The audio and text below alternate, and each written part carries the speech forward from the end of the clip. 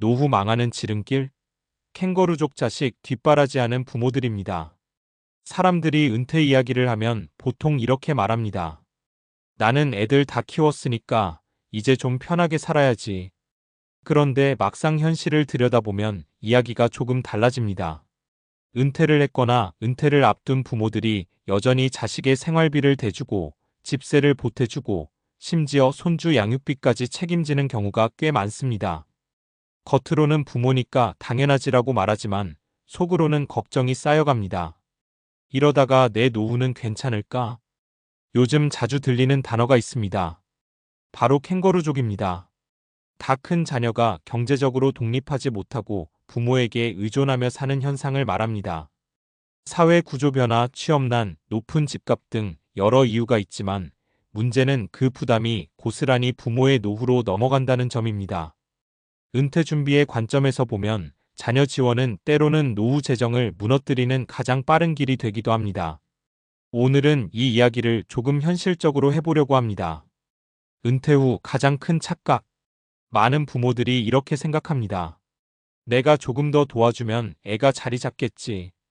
문제는 그 조금이 생각보다 길어지고 커진다는 것입니다. 은퇴 후에는 더 이상 정기적인 수입이 크지 않습니다. 국민연금, 퇴직금, 조금의 금융자산 정도가 대부분입니다. 그런데 여기서 매달 자식에게 돈이 나가기 시작하면 상황은 완전히 달라집니다.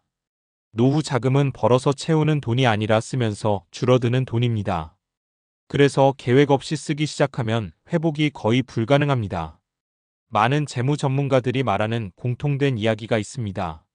노후 자금은 자녀 교육비보다도 더 우선순위에 두어야 한다. 냉정하게 들릴 수 있지만 현실입니다. 부모의 노후가 무너지면 결국 그 부담은 다시 자식에게 돌아갑니다. 사례 1월급 대신 자식 생활비를 주는 은퇴자. 60대 초반의 김씨 부부 이야기입니다. 두 사람은 평범한 직장인이었고 성실하게 모은 퇴직금과 약간의 금융자산이 있었습니다. 국민연금도 부부 합쳐 약 200만 원 정도 받을 예정이었습니다. 원래 계획은 이랬습니다. 연금과 약간의 자산으로 소박하게 여행도 다니고 여유롭게 살자. 그런데 문제가 생겼습니다. 30대 후반의 아들이 취업은 했지만 소득이 불안정했고 월세와 생활비가 부족했습니다. 부모는 처음에는 잠깐만 도와주자는 마음으로 매달 100만 원씩 지원하기 시작했습니다. 문제는 그 지원이 5년째 계속되고 있다는 것입니다. 처음에는 괜찮아 보였습니다. 하지만 시간이 지나면서 퇴직금이 조금씩 줄어들었고 예상보다 빠르게 자산이 감소하기 시작했습니다. 이제 김씨 부부는 여행은커녕 병원비가 생길 때마다 걱정을 합니다. 김씨가 이렇게 말했습니다.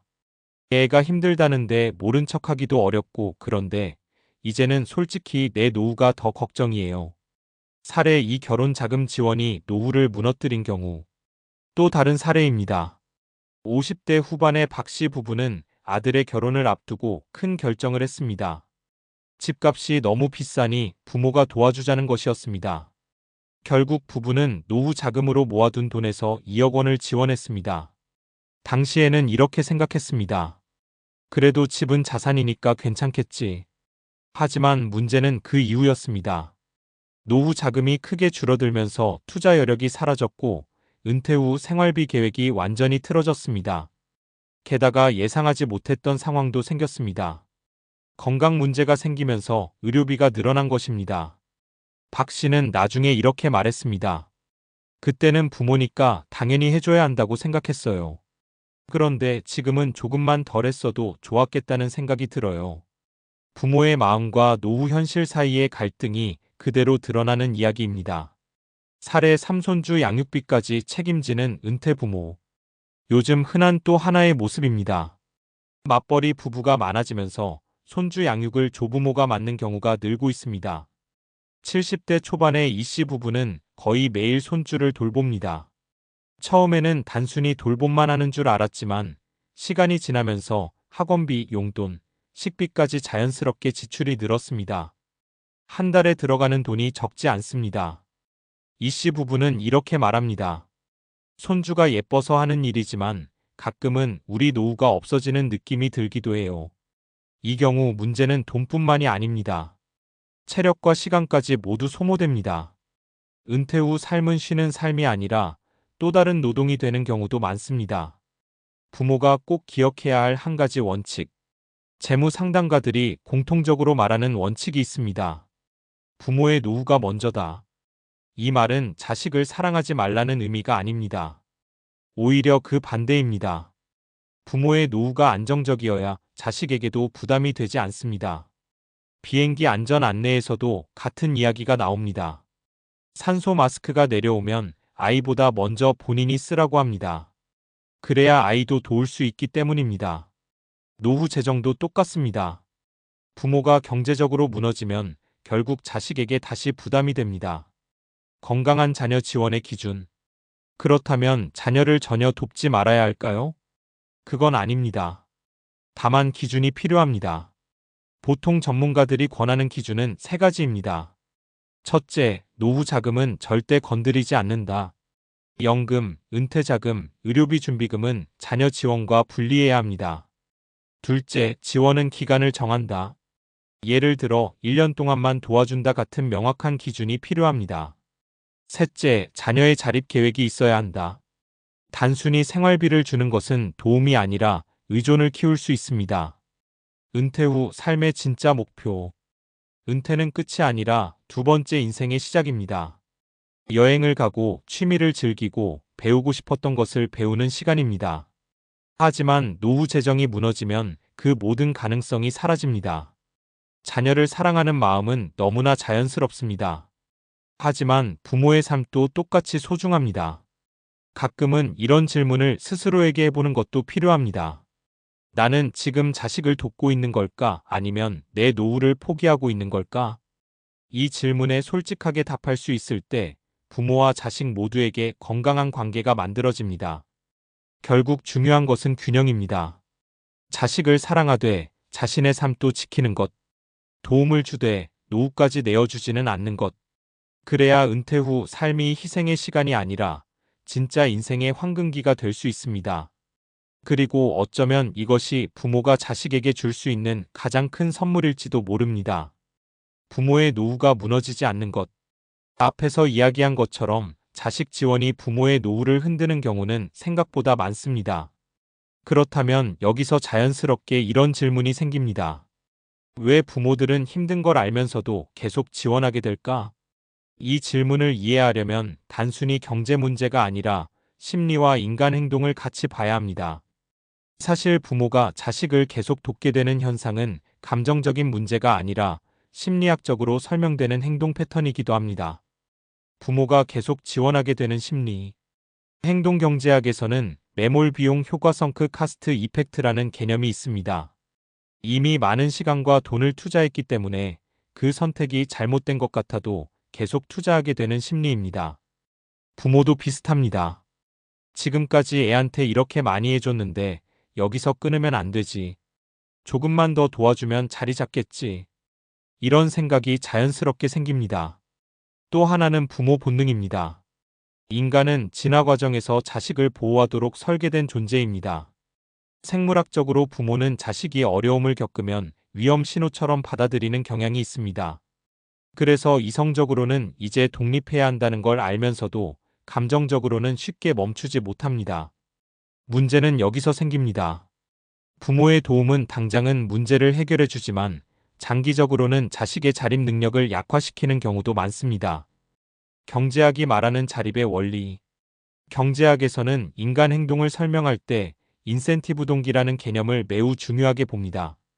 쉽게 말해 이런 원리입니다. 사람은 환경에 따라 행동이 달라진다. 예를 들어 생활비가 부족하면 사람은 보통 세 가지 중 하나를 선택합니다. 더 열심히 일한다. 소비를 줄인다. 새로운 기회를 찾는다. 그런데 부모가 지속적으로 돈을 지원하면 이 구조가 바뀝니다. 어려움을 해결하기 위한 행동 대신 지원에 의존하는 구조가 만들어질 수 있습니다. 실제로 여러 사회 연구에서도 지속적인 경제 지원이 자녀의 경제적 독립을 늦출 수 있다는 결과가 보고된 경우가 있습니다. 물론 모든 경우가 그렇다는 것은 아니지만 장기간의 무조건적인 지원은 자립 동기를 약화시킬 가능성이 있다는 것입니다. 뇌과학적으로도 설명되는 현상. 흥미로운 것은 부모가 자식을 돕는 행동이 뇌의 보상 시스템과도 관련이 있다는 점입니다. 사람이 누군가를 도울 때 뇌에서는 도파민이라는 신경전달 물질이 분비됩니다. 도파민은 우리가 기쁨이나 보람을 느낄 때 활성화되는 물질입니다. 즉, 부모는 자식을 도와주면서 심리적 보상을 받습니다. 그래도 내가 애를 도와줬다. 부모 역할을 하고 있다. 이런 감정이 일종의 만족감을 줍니다. 하지만 문제는 그 만족감이 장기적인 현실을 가리기도 한다는 점입니다. 노후 재정이 줄어드는 것은 천천히 진행되기 때문에 당장은 체감하기 어렵습니다. 그래서 많은 부모들이 어느 순간 이런 말을 하게 됩니다. 왜 이렇게 돈이 빨리 줄지? 이미 늦은 시점에서 깨닫는 경우도 적지 않습니다. 평균 수명과 노후 기간의 변화. 여기서 한 가지 중요한 현실이 있습니다. 노후 기간이 생각보다 훨씬 길어졌다는 것입니다. 한국의 평균 기대 수명은 이미 80세를 넘어섰습니다. 만약 60세에 은퇴한다면 노후 기간이 20년에서 30년이 될 수도 있습니다. 이 말은 무엇일까요? 노후 자금은 단순히 몇 년 버티는 돈이 아니라 수십 년을 버텨야 하는 자산이라는 뜻입니다. 예를 들어 간단히 계산해 보겠습니다. 매달 생활비가 250만 원이라면 1년에 3천만 원이 필요합니다.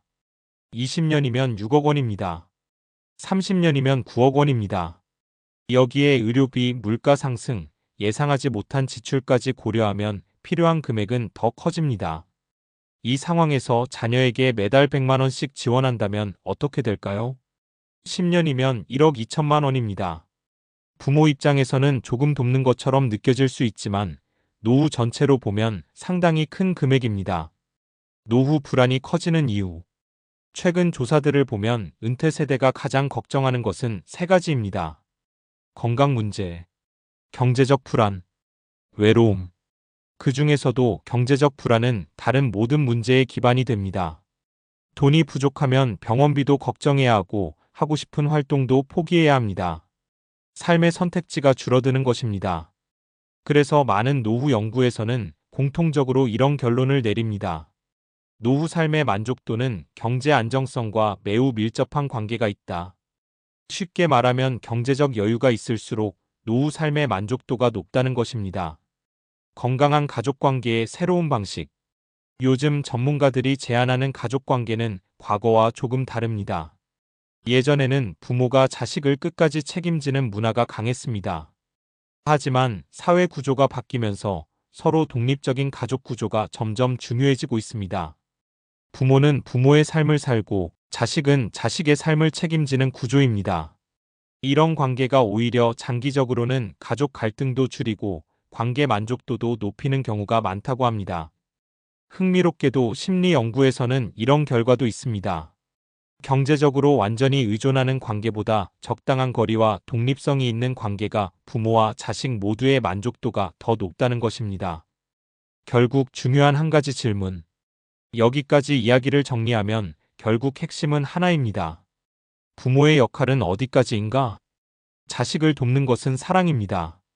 하지만 자식의 인생까지 대신 살아주는 것은 책임의 범위를 넘어설 수도 있습니다. 어쩌면 부모가 자식에게 줄 수 있는 가장 큰 선물은 이것일지도 모릅니다. 스스로 살아가는 힘을 갖게 하는 것. 그리고 그와 동시에 부모 자신도 이렇게 말할 수 있어야 합니다. 이제 내 인생도 살아야지. 은퇴는 끝이 아닙니다. 오히려 지금까지 가족을 위해 달려온 사람들에게 주어지는 새로운 인생의 시간입니다. 그 시간을 지키기 위해서라도 부모의 노후는 누군가의 희생으로 채워지는 시간이 아니라 스스로 준비된 삶이어야 합니다. 그래야 부모도 행복하고 자식도 결국 더 단단해집니다.